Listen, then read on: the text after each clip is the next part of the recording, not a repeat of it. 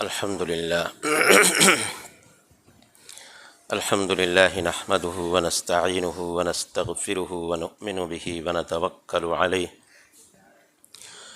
ونعوذ بالله من شرور أنفسنا ومن سيئات أعمالنا من يهده الله فلا مضل له ومن يضلله فلا هادي له ونشهد أن لا إله إلا الله وحده لا شريك له ونشهد أن سيدنا ومولانا محمدًا عبده ورسوله أما بعد فأعوذ بالله من الشيطان الرجيم بسم الله الرحمن الرحيم قل أفرأيتم ما تدعون من دون الله إن أرادني الله بضر أو إلى آخر الآية۔ برادران اسلام، بزرگوں اور دوستو، اسلام کے بنیادی عقائد میں سے، بنیادی چیزوں میں سے دو چیزوں کی اہمیت بہت بڑھی ہوئی ہے۔ ایک کا تعلق اعتقاد سے ہے اور ایک کا تعلق عمل سے ہے۔ اعتقاد کی بنیاد جتنی مضبوط ہوگی اتنے ہی عمل کی رفتار بھی بڑھی ہوئی رہے گی۔ آدمی کا یقین اگر کمزور ہے تو اس یقین کی بنیاد پر ہونے والا عمل بھی سست روی کا شکار ہوگا۔ بنیادی عقائد میں سے سب سے اہم چیز اللہ تعالیٰ کو ایک ماننا۔ ذات کے اعتبار سے بھی اللہ ایک ہے، اس کی ذات اکیلی ہے، اس کا کوئی شریک نہیں، اس کے بیوی بچے نہیں، عزیز و اقارب نہیں، کوئی بھی اس کا رشتہ دار نہیں۔ ذات کے اعتبار سے وہ تنہا اور اکیلا۔ اسی طرح صفات کے اعتبار سے بھی وہ یکتا ہے، اکیلا۔ موت و حیات کی کنجی اس نے اپنے قبضے میں لے رکھی ہے۔ کیا پیدا کرنا ہے، کس طرح پیدا کرنا ہے، یہ سارے اختیار اس کے اپنے ہاتھ میں ہیں۔ کس کو روزی دینی ہے، کس کو نہیں، کس کو کشادہ کرنی ہے، کس کی روزی تنگ کرنی ہے، یہ سب اللہ نے اپنے اختیار میں لے رکھا۔ کس کو اولاد سے نوازنا ہے، کس کو نہیں دینا ہے، کس کو نرینہ اور مادہ دونوں اولادیں دینی ہیں، کسی کو ایک۔ یہ سب کچھ اللہ تعالیٰ اپنے اختیار میں رکھے ہوئے، اس میں بھی وہ یکتا ہے، تنہا ہے، اس کا کوئی شریک نہیں۔ اسلام یہی کہتا ہے کہ اس عقیدے کے اوپر اتنی طاقت سے آدمی کو جمع ہوا ہونا چاہیے کہ ظاہری نگاہیں، ذاہری مشاہدات، ظاہری تجربات کیسے بھی ہوں، لیکن اللہ کی ذات اور اس کی صفات پر یقین کا ہونا یہ ضروری ہے۔ اگر ذرا سی بھی اس میں کمی واقع ہوتی ہے تو پھر آدمی اوہام پرستی کا شکار ہوتا۔ اسلامی عقیدے کی بنیاد اس بات پر ہے کہ انسانی سر صرف اللہ کے سامنے جھک سکے، اس کے علاوہ کسی چوکھٹ پر یہ سر نہیں جھکنا چاہیے۔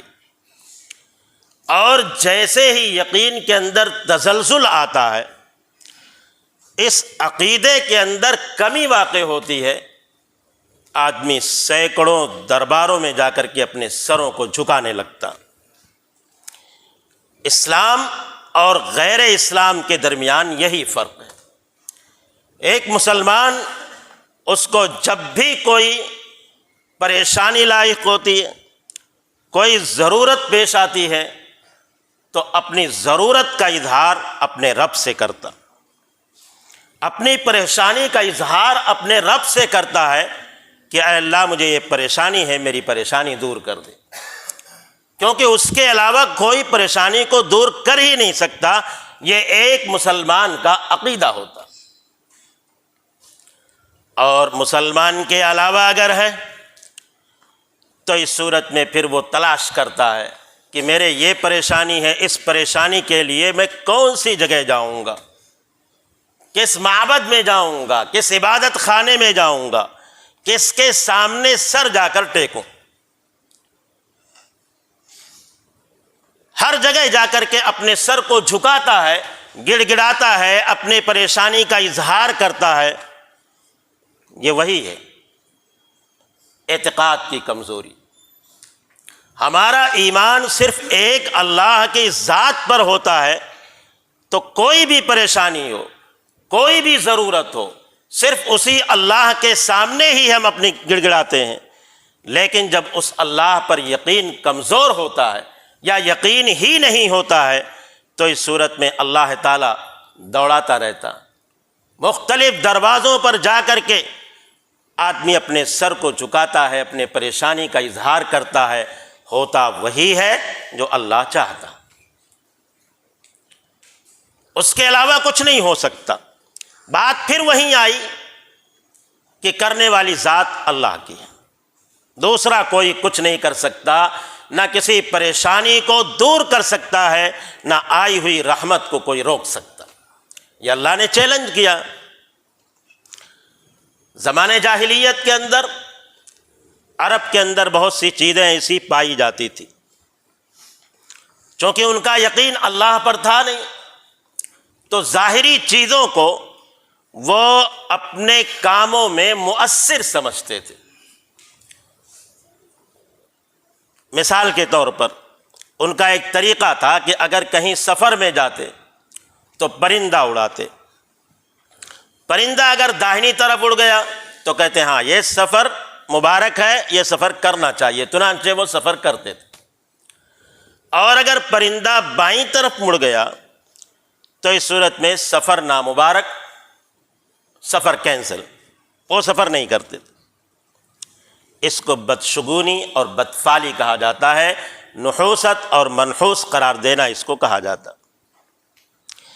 راستے میں اگر بلی آ گئی، بلی نے راستہ کاٹ دیا، آدمی وہاں سے واپس کہ آگے جانا خطرے سے خالی نہیں۔ کسی گھر کے اوپر اگر الو آ کے بیٹھ گیا تو پھر یہ سمجھ لو کہ اب وہ گھر اجڑنے والا۔ یہ اس وقت کے خیالات تھے۔ مہینوں کے بارے میں بھی تھے۔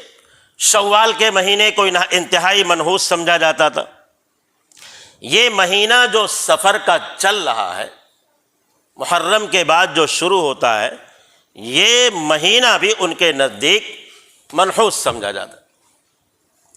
یعنی اس میں کوئی کام کی شروعات نہیں، آدمی کو کوئی دکان کھولنی ہو، کوئی مکان لینا ہو، کوئی اور کاروبار کرنا ہو، یا کوئی بھی شادی بیاہ کا کوئی مسئلہ ہو، اس مہینے میں نہیں، چونکہ وہ منحوس قرار پائے گا، اس میں برکت نہیں ہوگی، پریشانی ہو سکتی ہے۔ یہ ساری چیزیں ان کے دل و دماغ میں بسی ہوئی تھی۔ وجہ وہی ہے کہ ایک خدا پر یقین نہیں ہے تو اس خدا کے علاوہ جتنی چیزیں ہوں گی سب پر ان کا یقین ہوتا رہے گا، اور وہ یقین ایسے ہی ادھر سے ادھر ہوتا رہے گا۔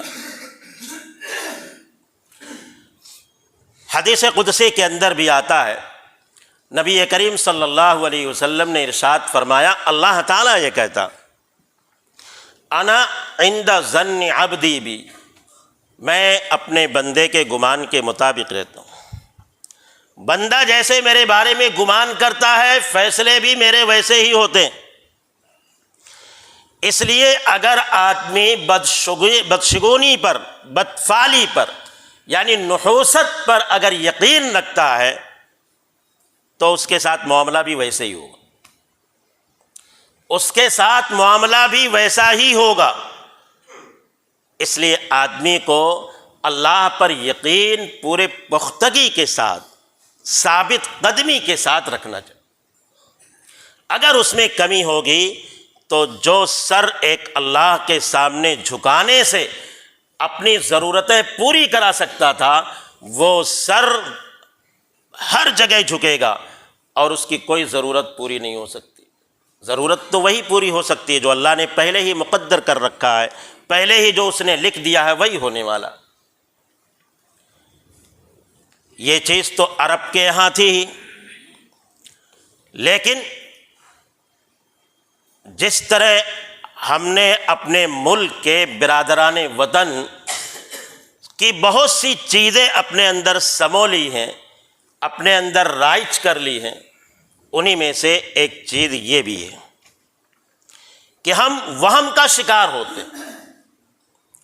توہم کا شکار ہوتے، ایسا ہو جائے گا ویسا ہو جائے گا۔ ہمارے حالات بھی بالکل اسی طرح کے ہو گئے، اور جب اس طرح کے اوہام کا شکار لوگ ہوتے ہیں تو دوسرے اس سے فائدہ اٹھاتے ہیں۔ کوئی بھی ہو، کسی بھی مذہب کا آدمی ہو، اس سے لوگ فائدہ اٹھاتے ہیں، کیونکہ وہمی آدمی سے کچھ بھی کرایا جا سکتا۔ جس کا یقین پختہ ہو اس کو یقین سے ہٹایا نہیں جا سکتا، لیکن جس کا یقین متزلزل ہو اس کو کبھی بھی کسی بھی مسئلے سے ہٹایا جا سکتا۔ حضرت عمر رضی اللہ تعالیٰ عنہ کا زمانہ تھا، مصر فتح ہو چکا تھا۔ حضرت عمرو بن عاص رضی اللہ تعالیٰ عنہ وہاں کے گورنر تھے۔ وہاں کا ایک دستور تھا، وہاں کی معیشت دریائے نیل پر ٹکی ہوئی تھی، اور دریائے نیل کا ایک دستور تھا کہ وہ ہر سال خشک ہو جاتا تھا۔ جب خشک ہو جاتا تھا تو ایک باکرہ لڑکی کو، یعنی غیر شادی شدہ لڑکی کو سنوار کر کے، دلہن بنا کر کے دریا کے بیچوں بیچ لے جا کر بیٹھا دیا جاتا تھا۔ اس کے بعد موجیں آتی تھیں اور وہ دریا جاری ہو جاتا تھا، سال بھر اسی طرح جاری رہتا تھا۔ میں نے عرض کیا کہ حدیث کے اندر آتا ہے جیسا اللہ تعالیٰ کے بارے میں آدمی گمان کرتا ہے، اللہ کے فیصلے بھی ویسے ہی ہوتے ہیں۔ چنانچہ ہر سال ایسے ہی ہوتا تھا، ہر آدمی کا یہی گمان تھا کہ یہ ہم کو کرنا پڑے گا۔ اب اسلامی حکومت آ گئی، ظاہر سی بات ہے اس کام کے لیے کسی کی جان کی بلی چڑھانا یہ اسلام میں تو جائز نہیں۔ انہوں نے منع کر دیا۔ لوگوں نے جا کر کہا حضرت عمرو بن عاص رضی اللہ تعالیٰ عنہ سے کہ ہمارے یہاں کا یہی دستور تھا، تو دریا جاری ہوتا ہے۔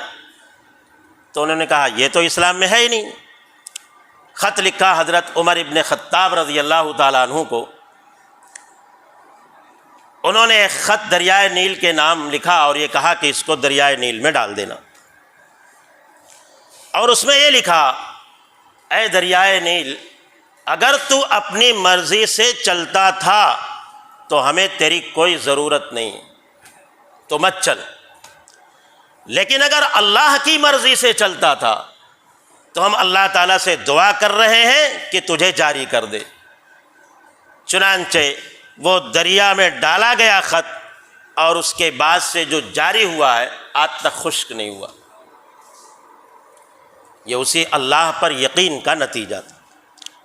پہلے بھی جاری کراتے تھے لوگ، لیکن ایک انسان کی بلی دے کر کے، ان کا عقیدہ وہی تھا، اللہ کے فیصلے بھی ویسے ہی ہوتے تھے، اور اب اس کو اللہ کے حوالے کیا گیا کہ اللہ کی مرضی سے اگر چلتا ہے تو جاری ہو جا۔ چنانچہ وہ اللہ کی مرضی سے جاری ہوا تو بند ہی نہیں ہو رہا۔ یہ اسی عقیدے کا یہ فرق ہوتا ہے کہ ایک مسلمان کا عقیدہ یہ ہے کہ یہ اللہ کر رہا ہے، اور اللہ سے جب دعا کی گئی تو اللہ نے اس کو جاری کر دیا، اور ان کا عقیدہ تھا کہ وہ اللہ سے نہیں چلتا، وہ تو بلی دینے سے چل رہا ہے، تو بلی دیتے تھے اسی سے اللہ تعالیٰ جاری کرتا۔ کرنے والی ذات تو وہی پہلے بھی تھی، وہی بعد میں بھی۔ اسی طرح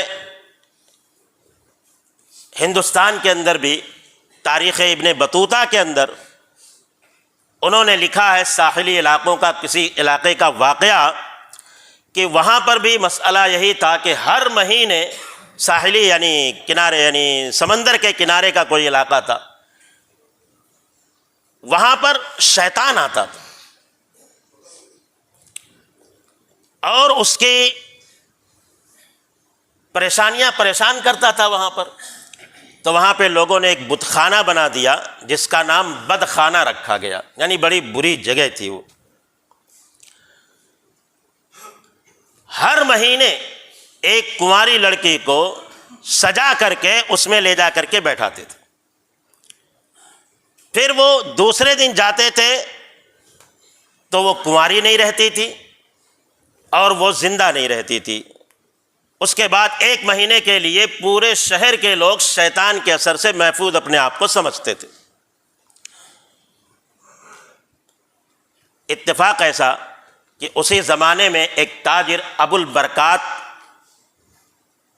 بابری کر کے آئے ہوئے تھے، ایک بوڑھی خاتون کے ہاں ٹھہرے ہوئے تھے. ایک دن جب گھر پہ گئے تو دیکھا کہ وہاں تو واویلا مچا ہوا ہے، سب رو رہے ہیں. تو پوچھا کہ کیا بات ہوئی؟ تو انہوں نے کہا کہ ایسا ایسا مسئلہ ہے، آج جو ہے اس بوڑھی عورت کی نوجوان لڑکی کے نام قرآن نکلا ہے، یعنی اسی کو سنوار کر کے اب وہاں لے جانا ہے، بیٹھانا، اس لیے سب رو رہے ہیں. تو اتفاق ایسا یہ بھی تھا کہ ان کو داڑھی نہیں تھی. انہوں نے کہا ایسا ہے کہ مجھے ہی سجا کے لے جا کے وہاں بیٹھا دو. چنانچہ لوگوں نے انہی کو سجا کے لے جا کے وہاں بیٹھائے اور رات بھر وہ قرآن کریم کی تلاوت کرتے رہے. صبح جا کے دیکھا تو کچھ نہیں ہوا کسی کا، وہ تو زندہ ہیں، قرآن کریم کی تلاوت کر رہے ہیں. اب جو ہے یہ بات پھیلی کہ یار ایسا ہوا، بڑا بزرگ آئے ہیں، یہ ہوا وہ ہوا سب. تو انہوں نے کہا کوئی بات نہیں ہے، یہاں پہ کچھ کوئی آیا ہی نہیں. اور انہوں نے اسلام پیش کیا. راجا تک بات پہنچ گئی. چنانچہ راجا نے کہا ایک مہینہ اور ٹھہرو تم، اگر اگلے مہینے بھی تم نے یہ کام کر کے دکھایا تو ہم سب مسلمان ہو جائیں گے. چنانچہ ایک مہینہ اور ٹھہرے اور ایک مہینے کے بعد پھر وہ گئے، پھر کچھ نہیں ہوا. تو اس کے بعد راجا اور دوسرے لوگ بھی، بہت سارے لوگوں نے اسلام کو قبول کر لیا. اب ظاہر سی بات ہے وہاں پہ کوئی مافوق الفطرت کوئی طاقت تو آتی نہیں رہی ہوگی، وہ انسانوں کے ہی شریر انسانوں کے ہی لوگ رہے ہوں گے جو اس طرح لڑکیوں کو وہاں بلا کر کے یہ سب حرکتیں کرتے. آج بھی دیکھو بہت سے فرار لوگ بابا گیری میں آ جاتے. کوئی پنیہوا بابا کسی جنگل میں جا کر کے بیٹھ جاتا ہے، لوگوں کو کہتا ہے پانی پیو یہ فائدہ ہوگا.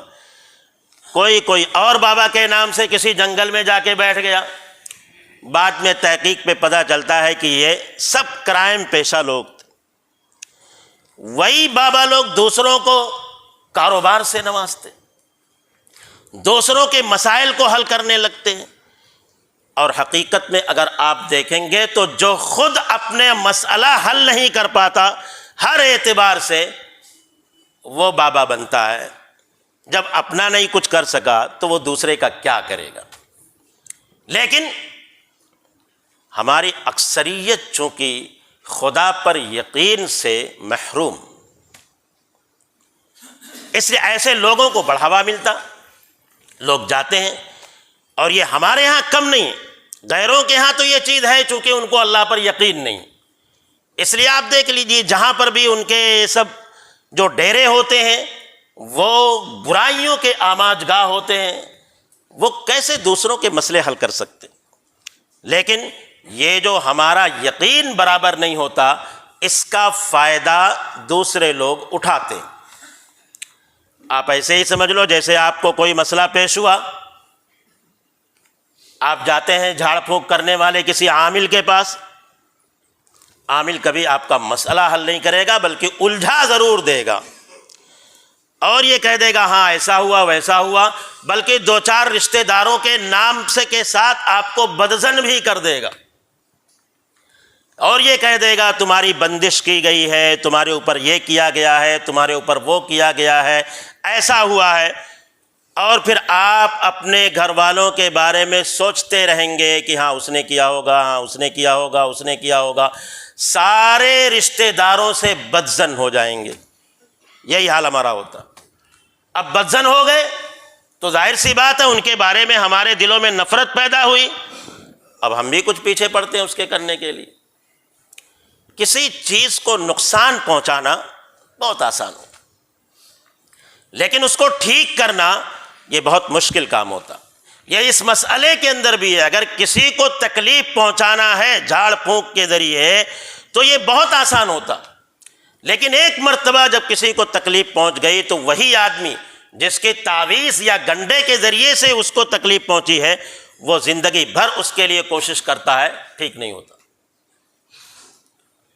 یہ اسی وہم کا فائدہ اٹھا کر کے یہ لوگ دوسروں کو اپنے قبضے میں کرتے، اور نتیجہ کیا ہے؟ وہی ہے کہ ہوگا وہی جو اللہ چاہے گا، اس کے علاوہ کچھ نہیں ہوتا۔ تو ہم اس مہینے کے اندر بھی اوہام پرستی کے شکار ہیں، یعنی اس مہینے کے بارے میں لوگوں کا خیال ہے کہ شادی بیاہ نہیں کرنا چاہیے، کوئی دکان نہیں کھولنی چاہیے، کوئی کاروبار نہیں شروع کرنا چاہیے، یعنی سب میں نحوست ہو جاتی ہے، جبکہ آپ اس بات کو یقینی طور پر سمجھیں کہ اللہ تعالیٰ نے ایام، مہینے، دن اور رات کو مبارک ضرور قرار دیا۔ رمضان کا مہینہ مبارک، محرم کا مہینہ مبارک، اور بھی دوسری کچھ راتیں مبارک، کچھ دن مبارک، لیکن کسی کو منحوس نہیں کہا گیا۔ منحوس ہونے کی کوئی شکل نہیں، سب اللہ نے پیدا کیا ہے سارے دنوں کو، تو منحوس کیسے ہو سکتا ہے وہ؟ اس لیے کسی دن یا کسی رات کوئی بھی عمل کرنا یہ منحوس ہونے کی علامت نہیں۔ ہم شادی بیاہ کے لیے کیلنڈر کو تلاش کرتے ہیں اور اس میں دیکھتے ہیں کہ وہ اقرب کیا ہوتا ہے، مجھے یہ سب پتہ نہیں ہے، لیکن وہ دیکھتے ہیں کہ کب چاند کون سے کیسے کیا ہوگا، یہ لوگ بتاتے ہیں، اور بتانے والے کچھ لوگ ہوتے بھی ہیں، فال نکالتے ہیں، پھر اس کے ذریعے تاریخیں طے ہوتی ہیں۔ آج تک تو کسی کو پتہ نہیں چلا کہ ان تاریخوں میں ہونے والی شادیاں صحیح رہیں یا نہیں صحیح رہیں۔ شادی ہے، زندگی کا ایک مسئلہ ہے، وہ تو کبھی بھی کیا جا سکتا۔ شوال کے مہینے میں عرب کا عقیدہ تھا، نبی کریم صلی اللہ علیہ وسلم نے حضرت عائشہ رضی اللہ تعالی عنہا سے نکاح شوال کے مہینے میں کیا، اور رخصتی بھی اسی مہینے میں ہوئی۔ حضرت عائشہ رضی اللہ تعالی عنہا فرماتی ہیں کہ بھلا مجھ سے زیادہ مبارک نکاح کس کا ہو سکتا؟ شوال کے مہینے میں، جس میں عقیدہ یہ تھا کہ اس میں نحوست ہوتی ہے، اس مہینے میں نکاح وغیرہ نہیں کرنا چاہیے۔ اس لیے عزیزو، اللہ کے اوپر یقین، سب کچھ کرنے والی ذات وہی، اگر اس کے اوپر یقین کمزور ہوا تو آپ اپنے بزرگوں تو چھوڑو، اپنے درگاہوں تو چھوڑو، بلکہ غیروں کے درگاہوں پر بھی مسلمان جا کر کے سجدہ کر رہے ہیں اور وہاں سے اپنے مسائل کو حل کرنے کی کوشش کر رہے ہیں۔ پنڈتوں کے پاس جانا، مندروں میں جانا، غیروں کی جگہوں پر جا کر کے ان سے اولاد مانگنا، ان سے اپنے کاروبار کو مانگنا، یہ مسلمان کر رہا، کیونکہ اس کے قدم اللہ کے دربار سے ہٹے ہیں، تو پہلے درگاہوں پہ گیا، وہاں مسئلہ نہیں ہوا تو وہاں پر گیا، جا رہے ہیں۔ اللہ تو بلاتا ہے کہ تم یہاں آؤ، حی علی الصلاح، حی علی الفلاح، کامیابی ہر طرح کی تو مسجد میں ملے گی، تم اپنے مسائل یہاں پہ آ کے حل کرو، لیکن ہم چاہتے ہیں کہ کوئی مسئلہ نہ ہو، یہاں ہم کو کچھ کرنا نہ پڑے، کوئی پھونک دے، ایک پھونک کے ذریعے سے اس کے مسئلے حل ہو جائیں۔ آتے ہیں کسی مولانا صاحب کے پاس، عقیدت ہوتی ہے لوگوں کو پھکانے کی، پھونک دیتے ہیں، وہ بھی